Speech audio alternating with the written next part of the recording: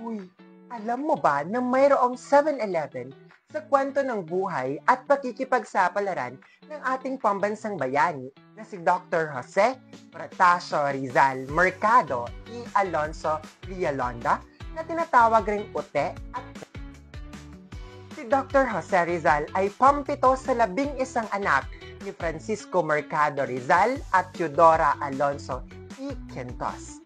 Noong nagre-review ako para sa LET, itong kanta na ito ang paulit-ulit kong kinakanta para makabisado ko ang pagkakasunod-sunod ng magkakapatid na Rizal. Game ba kayo para malaman kung anong kanta ito? 1, 2, 3. Saturnina, Pasiano, Narcisa, Olympia, Lucia, Maria Jose Rizal, Concepcion Josefa, Trinidad, Soledad. Okay, one more time.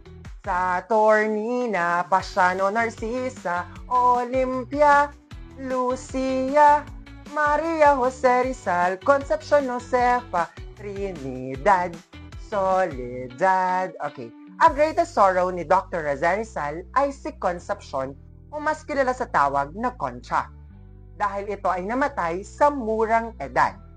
Si Dr. Jose Rizal ay binaril sa Bagong Bayan na ngayon ay Luneta noong December 30, 1896. At ang huling sinabi niya ay, "Wow, makakasama ko talaga si Jesus.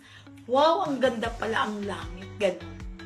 Char consumatum est, na may salin sa Filipino na natapos na or it is finished. Yun lang. Mwah.